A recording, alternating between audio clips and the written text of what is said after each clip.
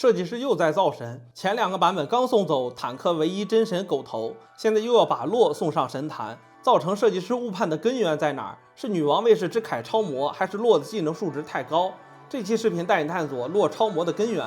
前排省流。结论1：女王卫士之铠只算面板属性已经达到普通成装强度，护盾提升词条更是锦上添花。结论2：洛的强势根源在于花仙子加复苏者加技能护盾的3重坦度，还有2时间术士的完美辅助。洛不仅有最强的上限，还有最丝滑的成长曲线。结论3：一星洛最强装备是狂徒，可以卷赢其他洛。出装模型以传统肉装为主，狂徒、板甲、救赎、兵甲自由组合。结论4：版本改动预测，温和削弱就把洛的相关挨个砍。激进削弱，干脆直接把5花仙子和7花仙子的装备互换。我先来提一个问题：女王卫士之铠基础属性250生命值，双抗40，抛开装备词条不看，只看装备面板，有没有一件普通装备的强度？我们挑一个长相比较接近的装备，坚定之心，来跟它做对比。注意，坚定之心是计算减伤属性的。2星洛基础血量1890，双抗60。羁绊只考虑5花仙子，技能释放只计算1次。女王卫士之铠对抗物理伤害等效生命值为4440，坚定之心对抗物理伤害等效生命值4400，两件装备打成平手。女王卫士之铠对抗魔法伤害等效生命值为4440，坚定之心对抗魔法伤害等效生命值为3911。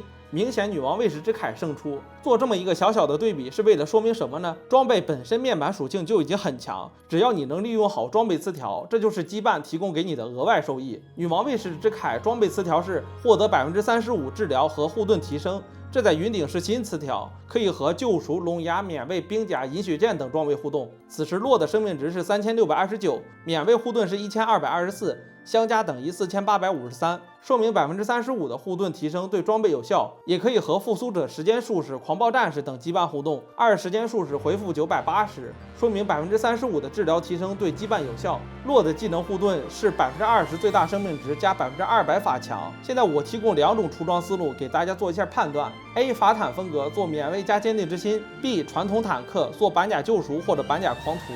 选择 A 的朋友，你在 S10一定是上分玩家，这是非常标准的法坦出装，你的思路没有问题。现在满脑子问号的是设计师，为什么他把花仙子从6改成5，洛就强成这样了呢？其实和 S11 青花瓷阿木木是一个道理，洛有2个坦克羁绊，再加上一个法坦技能，即使2个羁绊都是正常强度，但凑在一起就是无敌坦克。我觉得千言万语不如直接看数据图。纵轴是洛的等效生命值，横轴是依次累加，2星洛、5花仙子、女王卫士之铠、狂徒、板甲，其中板甲以4个人集火为准。数据解读：5花仙子洛加3件装备加2次技能，洛的等效生命值为16240，意思是你的 C 位在不考虑敌方护甲的情况下，需要打出16240的原始伤害才能击杀洛。可能大家对这个数值高低没有什么概念。我拿 14.16 版本的最强狗头来对比，就是龙牙每2秒回5%最大生命值的那个版本，4唤醒狗头加板甲狂徒龙牙，对抗物理伤害等效生命值为17596。当时物理阵容都很难处理狗头，更别说法师阵容了。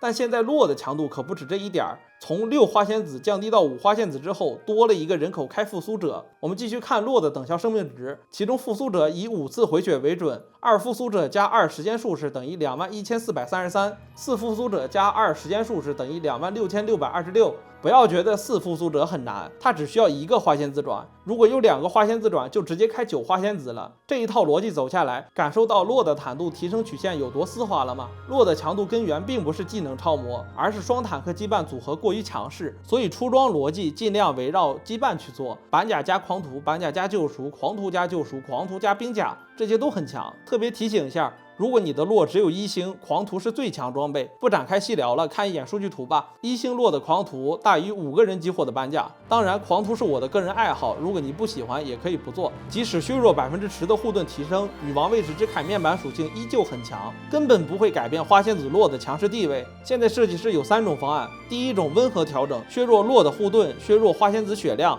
削弱女王卫士之铠的面板属性，但仍然不会改变玩家只玩5花仙子避开7花仙子的升级路线。第二种激进调整，直接把5花仙子和7花仙子装备互换，从根源解决问题。第三种直接开摆，甩锅复苏者，既不面对问题，也不解决问题。关注云顶风向标，带你预判版本改动。我们下期视频再见。